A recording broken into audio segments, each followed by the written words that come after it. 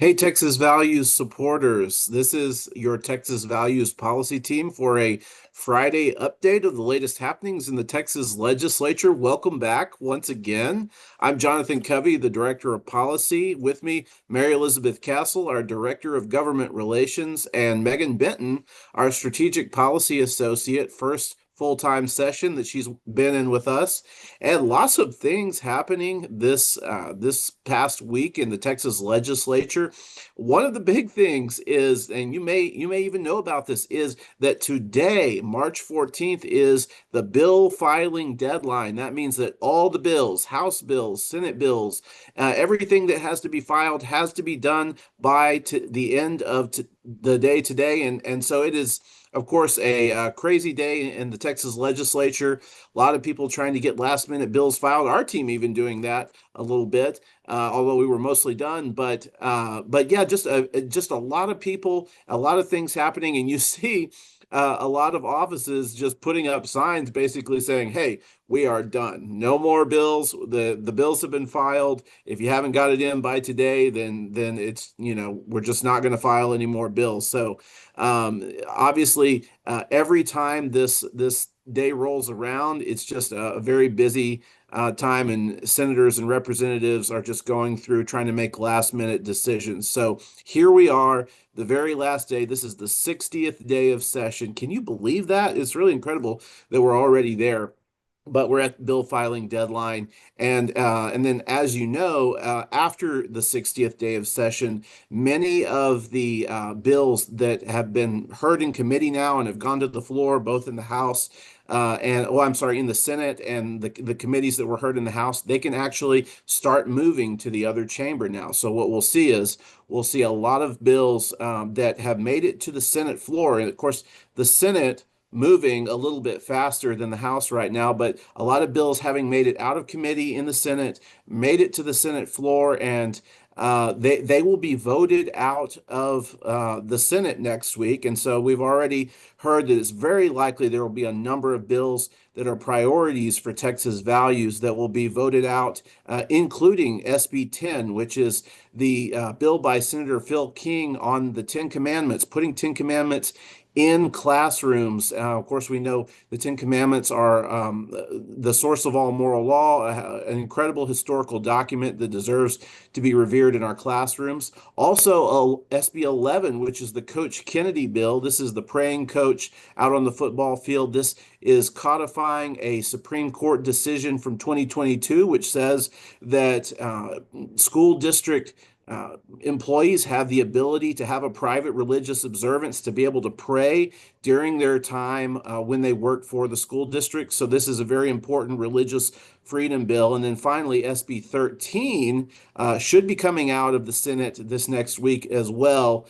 And this is the bill about preventing obscenities and pornography and different bad things in public school libraries so that kids don't have access to those things. They're not prematurely hypersexualized, so many bad things that kids have access to in those public school libraries right now. So a lot of things that are going to happen next week. We'll see a lot of great priorities coming out of the Senate, going to the House, which of course means they're halfway done. They've gone through one half of the process. You'll have a House representative that will be able to now come over.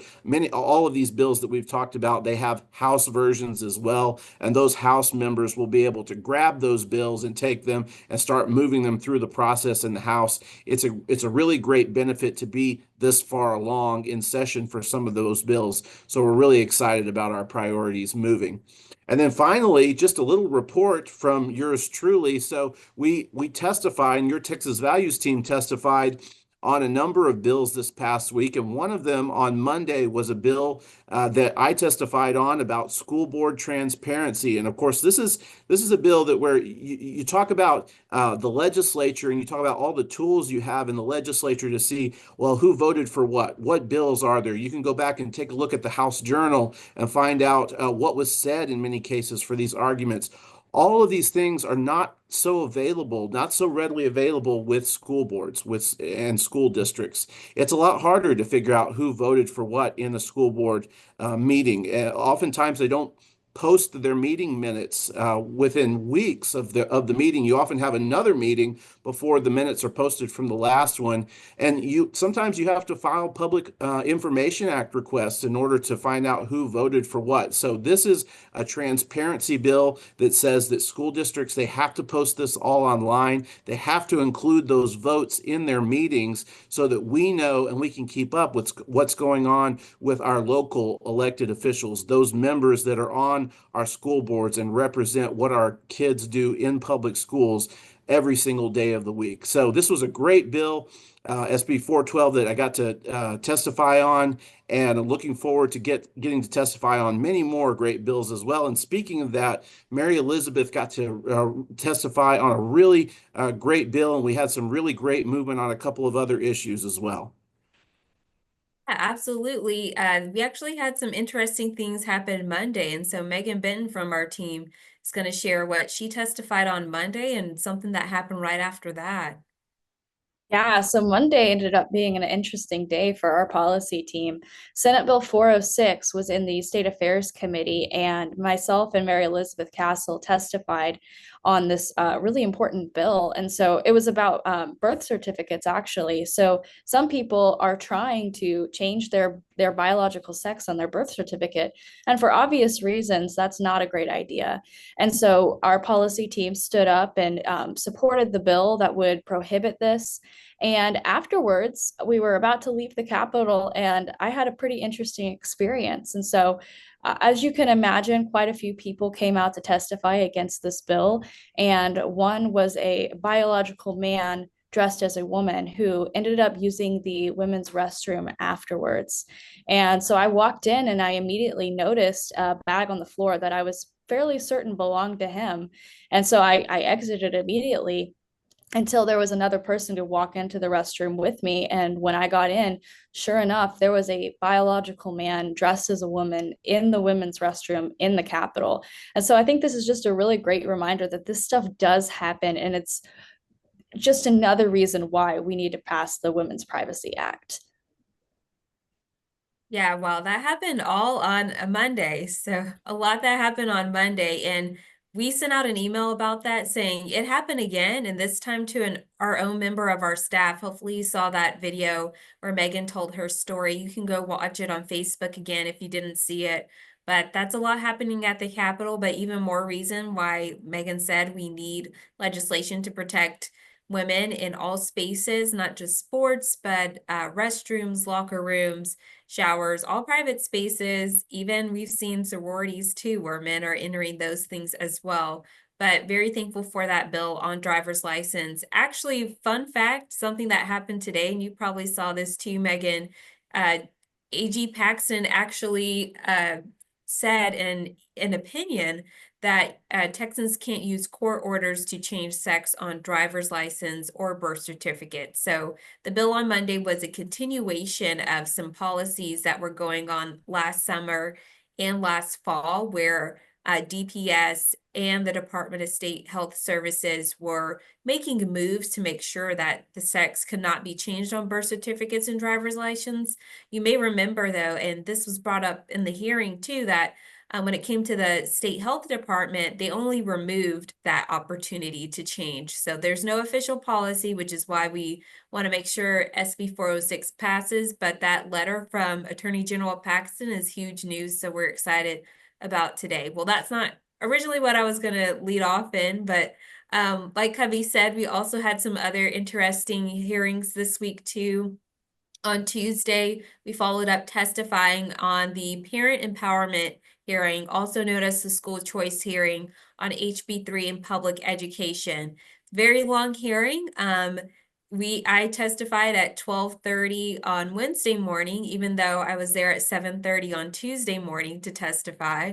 But that just shows how much energy and how many people are talking about that issue, but we'll keep you updated on what's going to happen when it comes to parents being able to choose to have a better option for their students, a better option for their children, an opportunity to learn, and also related to our issues too, giving parents the opportunity to remove them from woke or indoctrinating type classrooms and choose a school that will insert their values and, focus on education and not indoctrination. So we'll keep you updated on where those bills are headed as well. But there's other education news happening again this week, and it's coming out of the Senate chamber as well. The Senate Education Committee on Education from Kindergarten through 16 actually voted out some really strong bills this week. So they voted out the sex ed opt-in bill, which I know a lot of you that have been following us for some time,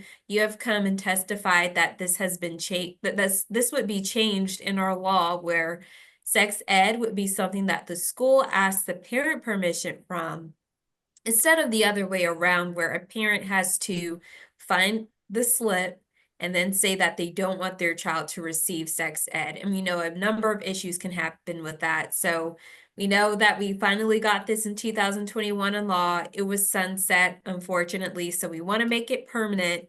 That bill was voted out of Senate Ed and by bipartisan support, so 10-0, the Senate education members, including Democrats, voted out the sex ed opt-in bill. So we expect great things to come when it goes to the Senate floor.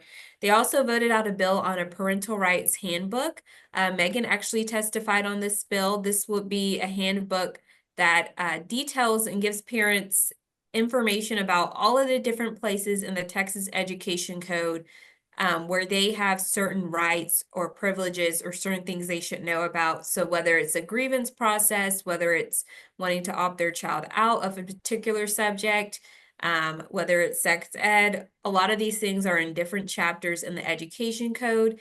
And I would say the average person doesn't know how to use TLO.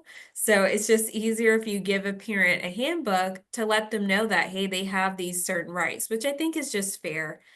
So this bill passed out with, I believe, unanimous support as well, 10-0. They also passed out with unanimous support SB 400 by Senator Kolkhorst, which would prevent surveys and psychological examinations, especially without a parent's consent. So you may have heard of this in other states, but I believe it's happening in Texas too, where you have maybe a school counselor saying that there's an issue with a child and they take them away and then they say, well, maybe you're actually a boy, or maybe you're actually a girl, or, maybe you're LGBT, and they transition or, talk about things without the parents knowing. So this bill would prevent that type of issue. Also would address what some of you, I believe in El Paso, have experienced with certain surveys asking certain questions about different personal issues without parents knowing. So this bill passed out with bipartisan support out of the committee. And then also SB 12, which is a bill that prohibits the discussion of sexual orientation, gender identity, and DEI topics in K through 12. This passed out 8-2. That's by Senator Brandon Creighton. It's received a lot of attention. I believe they even wrote a story, the news media wrote a story about a committee vote, which I feel like is not normal, Covey, but they usually wait to write about bills when they get a floor vote, but just showing how much they're paying attention and maybe worried about this bill. But good bill by Senator Creighton, has a lot of good things in it. And this was something that he tried to pass, I think, last session, but attached to some other language. So we'll be seeing that headed to the floor soon. Thanks, Mary Elizabeth. Yeah, it doesn't seem like it's normal. We often see it come out a little bit later. You get articles on it. So, but some very exciting news and very exciting things that happened this week and coming up in the next week as well. We can't talk about it officially, but it should be some very exciting news. Look for an action alert coming out soon on a religious freedom issue. As soon as we know a little bit more and there's an official posting on it, we'll let you know. But very exciting, and stay tuned for that. And that closes out our Friday update. Again, remember that if you want to stay up with all of our breaking news and information at the Capitol, and there is a lot of it, you can text TX Values to 797979 or go on our Texas Values app. Also, remember, we love to come out and speak with you guys. So if you're a group that's looking for a speaker, make sure and email our info email or set something up with our team. We'd love to come out and visit with you about all of our issues that we talk about on faith, family, and freedom. But that is how together we will continue to make a difference for faith, family, and freedom in the state of Texas. We want to thank you all for joining us for this Friday update. Thanks, guys.